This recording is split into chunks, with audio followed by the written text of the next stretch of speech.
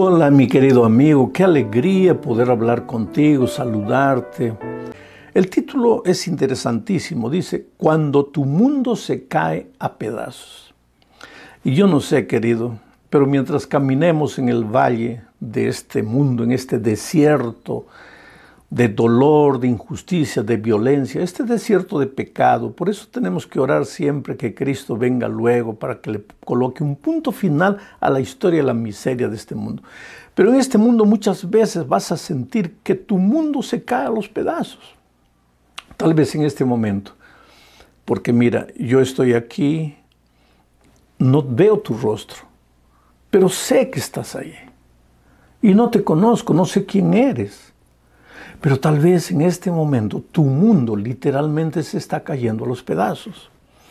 Tal vez tu mundo financiero o tu mundo familiar, el hogar está dividido. Tal vez las relaciones con tus hijos andan mal o con algún otro familiar.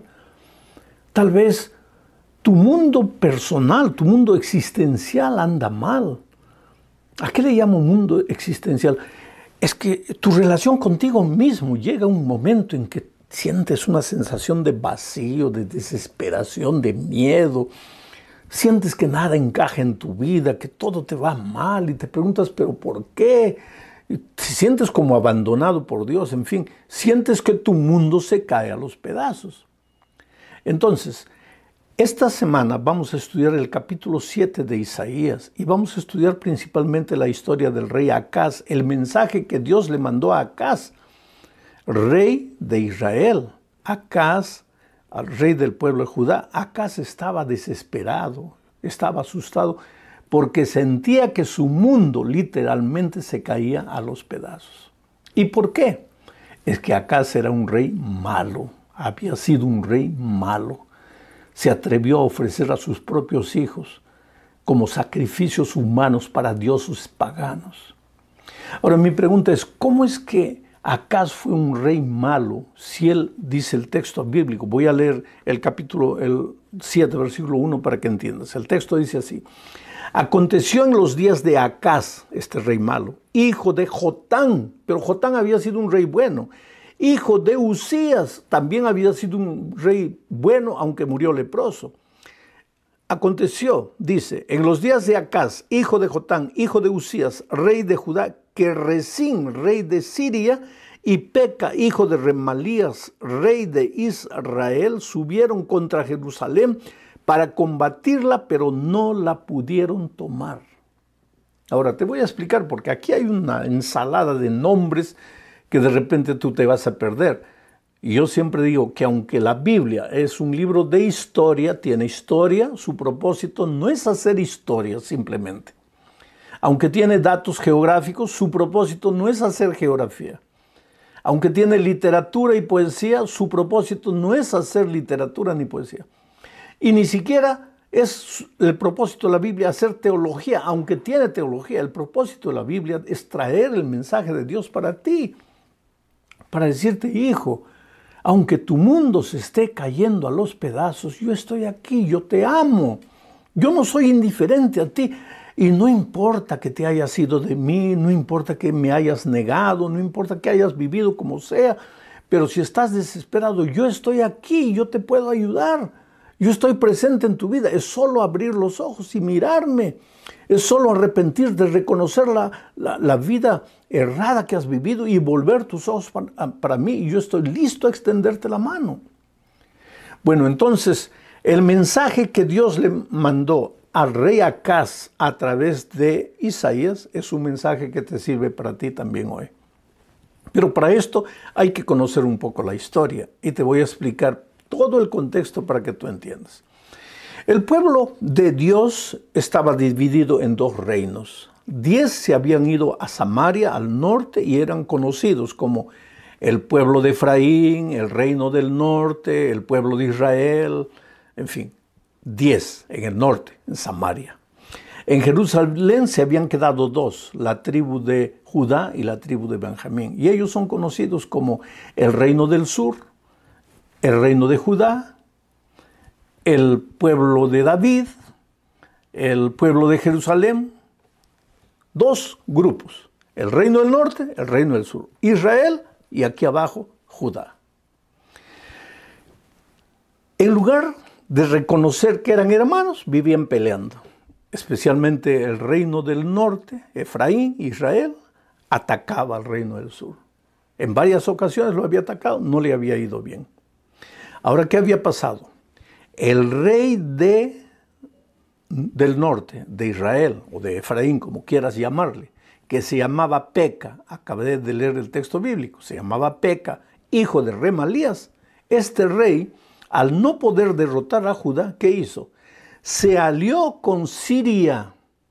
Y el rey de Siria en estos momentos era nada menos que Rezín. Capital de Siria, Damasco. Entonces, Rezín y Peca, rey de Asiria, rey de Israel, de Efraín, se habían asociado y estaban viniendo contra Judá. ¿Y quién gobernaba Judá? El rey Acaz, rey malo, rey que había abandonado a Dios, rey que estaba ahora desesperado, porque así somos los seres humanos. Nos alejamos de Dios, vivimos como queremos, hacemos lo que queremos, pero cuando viene el peligro, cuando viene el desempleo, cuando viene la enfermedad, cuando viene la crisis, ¡ay, Dios mío, ¿dónde estás? Y Dios siempre está en el mismo lugar donde siempre estuvo, querido. Vuelvo a repetir una vez más, Dios nunca te abandona. Somos nosotros los que abandonamos a Dios y nos metemos en problemas. Y después no sabemos qué hacer. Entonces dice el texto bíblico que el pueblo de Judá, el rey Acaz y todo el pueblo, sus colaboradores en el gobierno, comenzaron a temblar como los árboles cuando el viento fuerte sopla. Temblar de miedo porque ya Efraín, Israel, el rey Peca, venían bravos, pero ahora asociados con el poder de Asiria. ¿Y por qué? Porque el rey Acaz había flirteado con el rey de Asiria. Ahora, no confundas Siria con Asiria. Siria, capital Damasco. Asiria, capital Babilonia. El rey de Siria en los días de Isaías era Rezín, que se había asociado con el rey Peca de las tribus del norte y venían ahora contra. Pero ¿por qué venían contra Judá? Porque Judá había flirteado con Asiria, sin saber que más tarde, Asiria vendría y los llevaría cautivos. Pero en fin, ahora estaban temblando como los árboles cuando el viento sopla.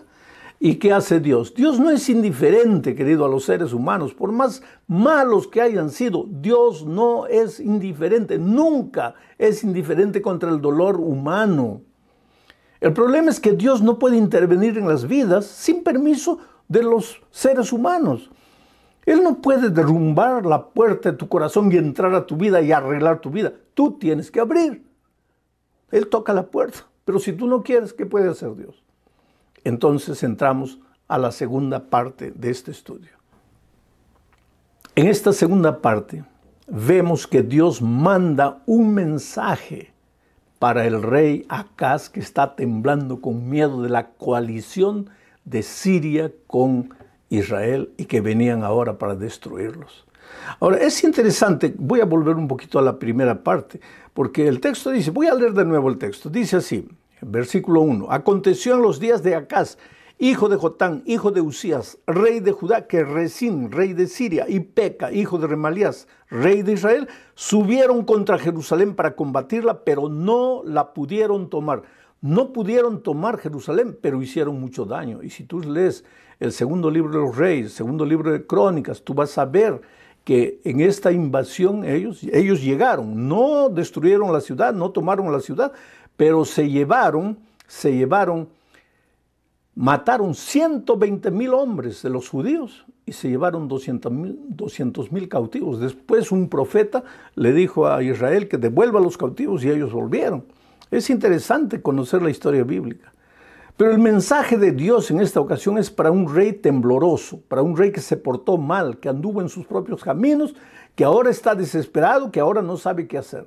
Entonces Dios toma al profeta Isaías y ahora vamos a leer los versículos 3 y 4 del capítulo 7. Dice, entonces dijo Jehová a Isaías, sal ahora al encuentro de Acaz, el rey que estaba temblando, tú y Sear-Jasub, tu hijo.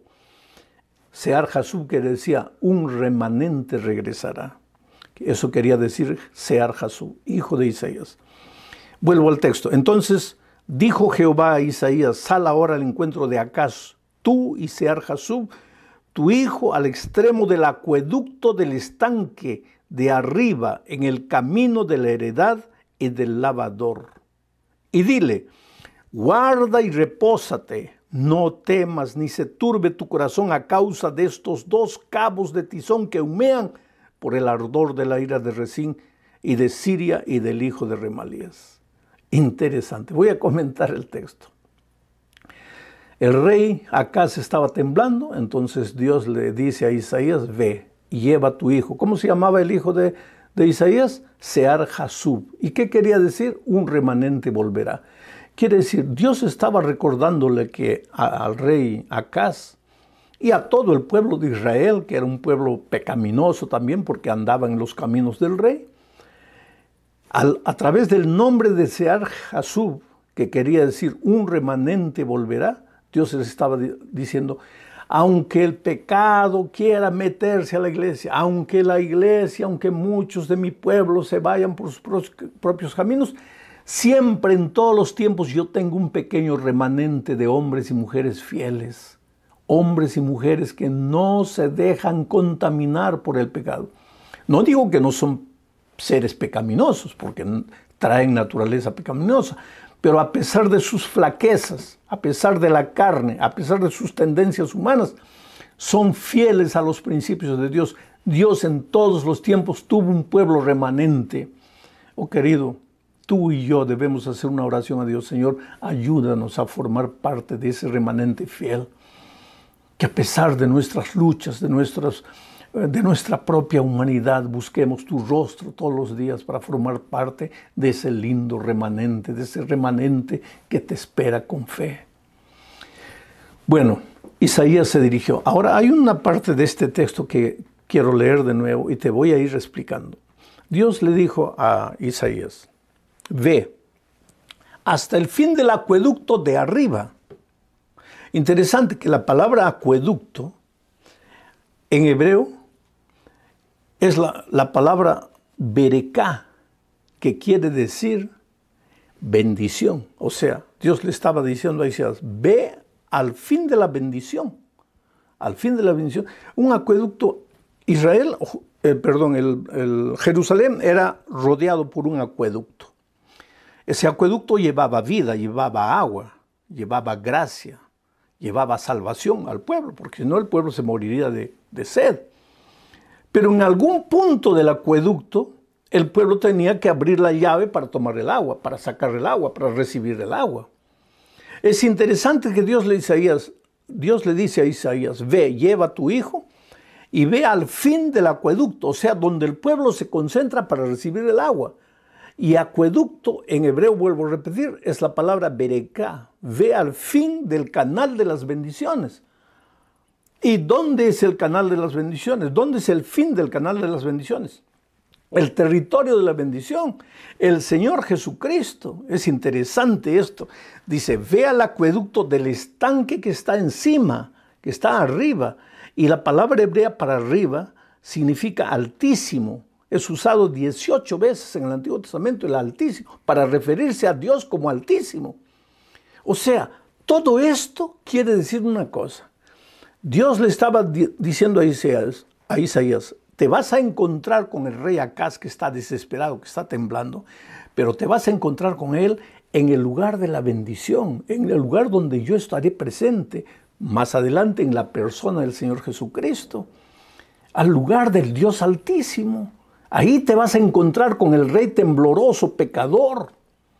Oh querido, por eso cuando tu mundo se cae a los pedazos, cuando no sabes qué hacer, ve al territorio de la bendición. Y el territorio de la bendición es el Señor Jesucristo. Ve a Él, entrégale tu vida, ábrele tu corazón. Y aunque sientas que tu mundo se viene encima de ti, llora arrepentido a los pies de Jesucristo. ¿Y cuál era el mensaje que Isaías le iba a dar al rey tembloroso? Le dice, guarda y repósate, guarda. Esto significa reflexiona. Para, no corras, para un poco y medita en lo que has hecho. ¿Por qué el peligro te está acercando? Es que tú te has separado de Dios. Repósate, calma. No trates de solucionar el problema con tus propias manos. ¿Y por qué le dice eso? Porque estaba queriendo, el rey Acaz estaba queriendo hacer alianza con Asiria para luchar contra Siria y contra Israel. Pero Dios le dice, para, reflexiona, calma, escucha mi voz. ¿Y cuál es la voz? ¿Cuál es el mensaje? El mensaje es, guarda y repósate, no temas, ni se turbe tu corazón a causa de estos dos cabos de tizón que humean. Mira, ¿cómo se refiere Dios a Siria e Israel que se habían juntado? ¿Cómo les llama? Dos cabos de tizón que humean. Oh, querido, tus enemigos pueden ser los más terribles. Tú puedes pensar, no, yo no voy a poder, estoy derrotado, estoy fracasado. La pandemia puede ser, el desempleo, la deuda, tus enemigos pueden venir con todo encima de ti. Para Dios dice, todos esos tus enemigos son como dos cabos que humean, ni siquiera dos cabos, dos tizones que arden, porque si arden te harían algún daño. Son dos cabos, dos pedazos de tizón que humean. Están derrotados por tu Dios, querido, porque tu Dios no conoce fracaso. Me vas a decir, yo oro, yo clamo, yo le pido a Dios, pero mis enemigos... Oh, querido, cuando tú le pides a Dios y Dios parece que no te responde, hay dos razones. Tú le estás pidiendo a Dios cualquier cosa, pero estás lejos del territorio de la bendición. Entonces, ¿cómo la bendición te va a caer? Y la segunda razón, tú le pides a Dios y estás en el territorio de la bendición, pero parece que Dios demora porque lo que le estás pidiendo es poquito. Dios quiere darte más. Calma, espera, reposa, confía en la palabra de Dios. Este año Dios puede hacer maravillas en tu vida, pero ten seguridad de dos cosas. Primero, que estés en el territorio de la bendición. Al final del acueducto, donde se abre la llave, donde fluye la bendición. Y segundo, que debes tener calma y paciencia para esperar en las promesas divinas. Bueno, seguimos adelante. Ahora, Dios, porque Dios es tan bueno, querido. Dios le dice a través de Isaías al rey Acaz, pídeme una prueba. No te estoy mandando solo la palabra, yo soy aquí. Te estoy diciendo, pídeme una prueba. En el cielo, en la tierra, pídeme una prueba y yo te voy a demostrar, yo voy a hacer lo que tú me pides para demostrarte que tus enemigos no te van a derrotar. ¿Y sabes lo que el rey Acaz dice? No, ¿cómo voy a tentar a Dios? ¿Cómo le voy a pedir una prueba? Pero querido, aquí con relación a pruebas hay dos cosas. No le pidas a Dios prueba, si Él no te ha dicho pruébame. Pero a Acaz, Dios le estaba diciendo a través de Isaías, pídeme una prueba. Dice, voy a leer el versículo 10, 11, 12, 13. El Señor le habló también a Acaz y le dijo, pídele al Señor tu Dios una señal, pídesela de las profundidades de la tierra o de las alturas de los cielos. Y Acaz respondió, no pediré nada, no pondré a prueba al Señor. Dijo entonces Isaías, escuchen bien ustedes los de la casa de David. ¿Les parece poco molestar a los hombres que también quieren molestar a mi Dios? Quiere decir, este rey tonto, Acaz, estaba mirando a Asiria en Babilonia, queriendo pedir ayuda contra Siria y contra Israel. Y cuando Dios se presenta y le dice, pero no mires a los hombres, mírame a mí, pídeme una prueba a mí. No, a ti no te voy a pedir porque tú eres Dios. Cuidado, cuidado con andar pidiendo prueba a Dios por cualquier cosa. Porque la vida cristiana no es pido prueba, pido prueba. Pero cuando Dios te dice, pruébame, pues prueba. En Malaquías tenemos una promesa que dice, probadme ahora si yo no os abriré las ventanas de los cielos. Pruébame. ¿Y cuál es la prueba? Devuélveme lo que es mío y pruébame. Y vas a ver si yo no te muestro que yo soy Dios, dueño del cielo y de la tierra. Entonces, como el rey no quiso pedir prueba, Dios mismo le habló a través de Isaías. El versículo 7:14 dice, por tanto, el Señor mismo os dará señal, ya que tú no pides, el Señor mismo os dará señal. He aquí que la Virgen concebirá y dará a luz un hijo y llamará su nombre Emmanuel. He aquí que la Virgen concebirá. ¿Y de qué estaba hablando aquí? Estaba hablando del nacimiento del Señor Jesucristo. ¿Cómo qué?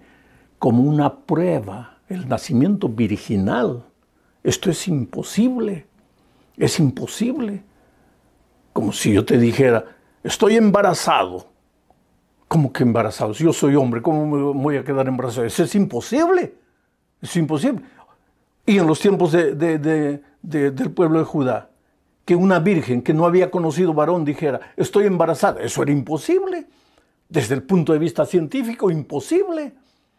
Pero Dios le estaba diciendo, ya que tú no quieres pedir una prueba, yo te voy a dar una prueba de que yo soy Dios y de que tú no estás derrotado, tú no estás perdido para siempre. Y la prueba es que una virgen va a concebir y va a dar a luz un hijo. Una virgen que no conoció varón. Y la ciencia no puede probar eso, pero Jesús va a nacer y su nombre será Emmanuel. Y Jesús nació de una virgen. Y los que no creen en la palabra de Dios tratan de encontrar una explicación, pero no pueden. Porque esa fue una prueba, una señal, un milagro, que una virgen quedase embarazada y naciera el niño Jesús. El Señor Jesús, la mayor prueba del poder de Dios, que se hizo hombre. Y ese nombre que le pondrían sería Emmanuel, Dios con nosotros. Dios estuvo con Adán y Eva después que fueron retirados del Edén. En su tristeza, en su dolor, en su culpa, Dios estuvo presente con ellos.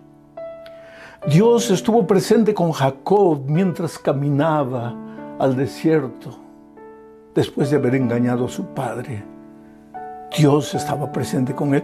Dios estaba presente con José, aunque estaba en la prisión por su fidelidad a Dios. Dios no lo abandonó.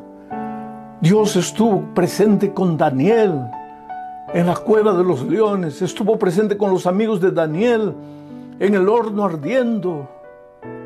Dios estuvo presente con David en el campo como un pastorcillo. Y Dios estuvo con él presente aquella noche en la cueva donde lloró después de haber entendido la grandiosidad de su pecado. Dios nunca te deja. Jesucristo, Emmanuel, Dios contigo. Aunque hayas vivido como hayas vivido, aunque en este momento estés lejos de Dios, Dios está a tu lado. Tú nunca lo vas a sentir porque estás lejos. Pero Dios no te ha abandonado. Pero sí, como el ladrón en la cruz, en el estertor, en la agonía, dice, Señor, acuérdate de mí. La oración no saldrá de tu boca y la mano de Dios ya te habrá alcanzado. Oh, querido, Dios quiere hacer de tu vida una vida extraordinaria, una vida de milagros. Quiere darte una vida victoriosa, una vejez tranquila. Vuelve tus ojos a Dios, cree en la promesa de Dios, no seas como Acaz, incrédulo. Y aunque Siria, Efraín, Asiria, Egipto y todos los enemigos se reúnan y se junten contra ti, caerán 1000 a tu lado, 10,000 a tu lado, a tu otro lado, pero a ti nada te llegará. Que Dios te bendiga.